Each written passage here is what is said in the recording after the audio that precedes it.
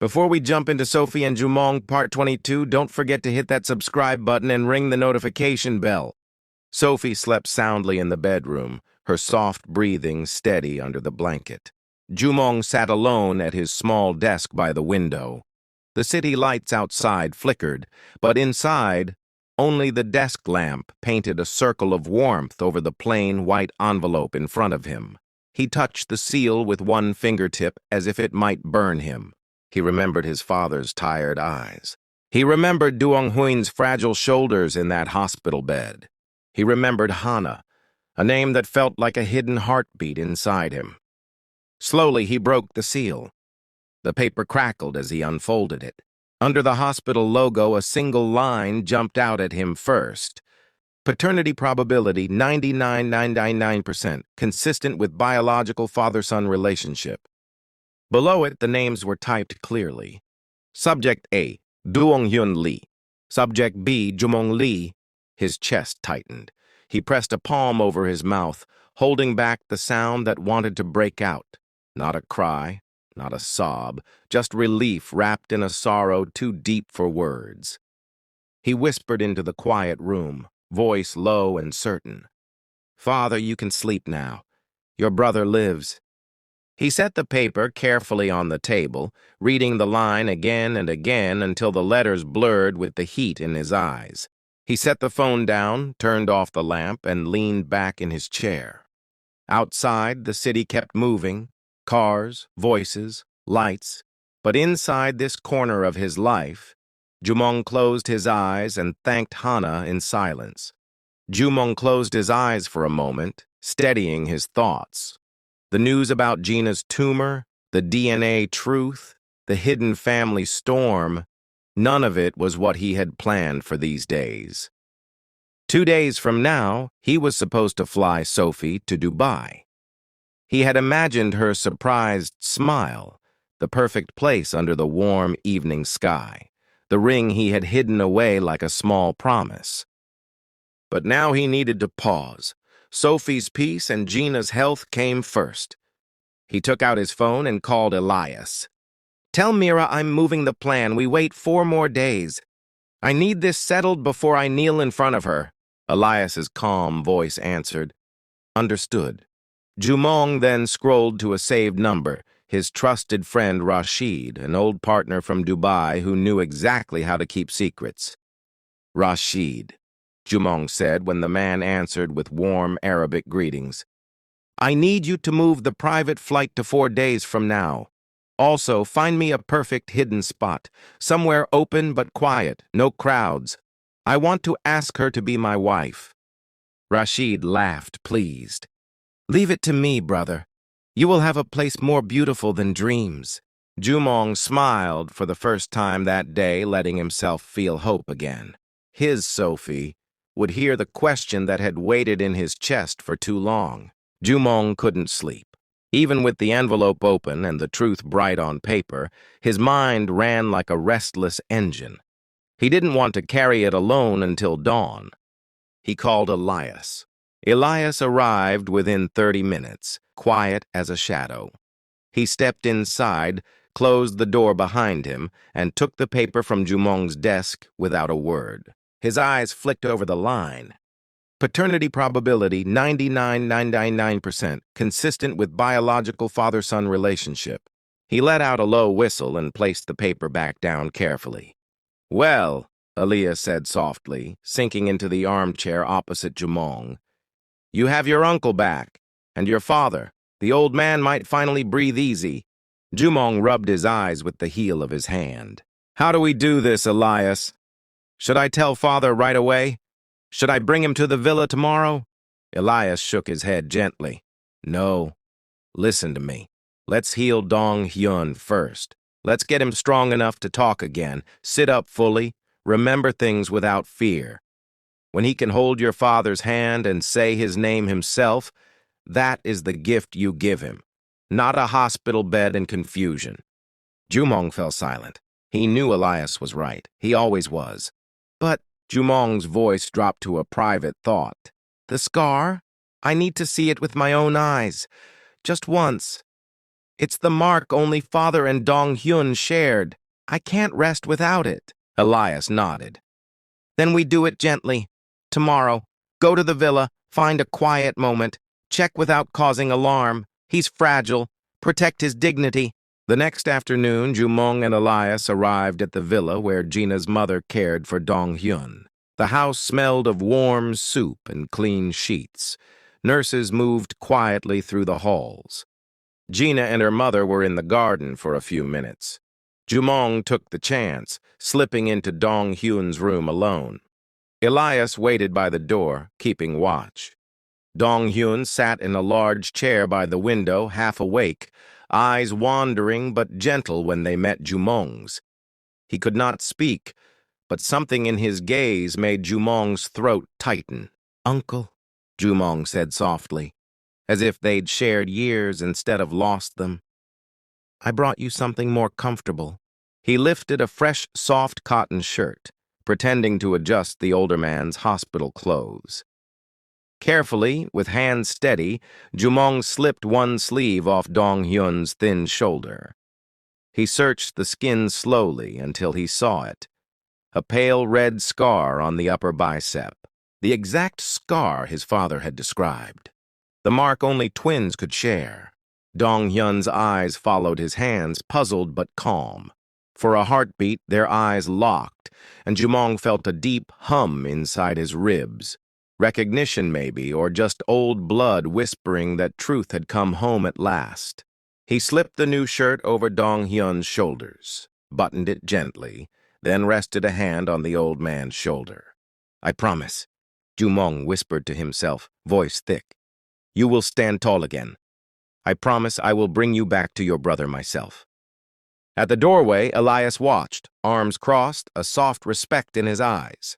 Outside the window, the afternoon light fell softly on the garden, and for once, Jumong felt the heavy family shadows begin to lift, piece by piece. 2 days slipped by softly like warm wind. Every morning, Jumong left the apartment early, dressed in his crisp business suit, a gentle kiss on Sophie's forehead before she woke fully. At the company, his days were sharp and full, meetings, reports, calls. But each afternoon, before the sun dipped low, he found himself driving back to the quiet villa where Gina and her mother watched over Hyun. To Gina and her mother, it seemed like a son visiting out of kindness, a busy man still making time for a sick elder. They never guessed what Jumong truly carried in his chest. In the garden, when Gina rested on a chair under the tree, Sophie often sat with her, asking softly about her headache, her new medicine. Inside the house, Jumong spent small, careful moments with Hyun. He would sit near the bed or the big chair by the window, reading simple words aloud, or placing old family photos on the old man's lap. Hyun could not speak, but sometimes his fingers twitched to hold a picture longer, and his tired eyes softened when Jumong touched his shoulder. It was not words that built their bond, it was the silent promise day by day that nothing lost stays buried forever. On the third morning, Sophie woke early, her heart beating fast. At the university board, names and scores were pinned in neat rows. She held Gina's hand as they searched. There it was, Sophie's name, shining near the top. She covered her mouth with both hands, laughing behind her fingers. Gina squealed softly, finding her own name too, safely among the past candidates. In 2 weeks, they would wear their gowns and hats. Sophie would receive her master's degree in medicine, Gina her master's in pharmacy. All the sleepless nights, all the prayers whispered alone in dorm rooms. It was all worth it. After Sophie and Gina shared their awesome news about passing the exam, Jumong hit up Elias for some advice on dealing with African mothers-in-law. Elias couldn't help but laugh and tease him a bit, and Jumong was laughing right along.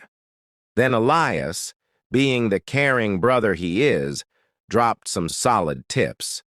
"Bro, do this and the mother-in-law's gonna be thrilled, and Sophie, she'll be all yours." Jumong sat beside his father, Chairman Lee, both dressed in simple but neat suits.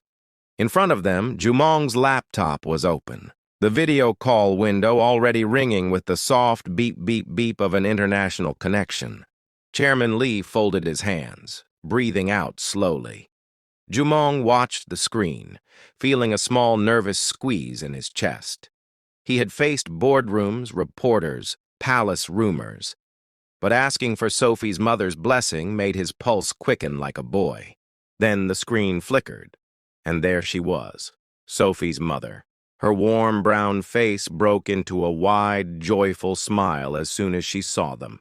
"Ah, my son, she exclaimed, clapping her hands together. "What honor is this today? And Chairman Lee, too. I am greeting you both warmly from Namibia." Jumong bowed his head lightly, the way Sophie always did when calling her mother. "Mama, thank you for answering us. I know it is late there."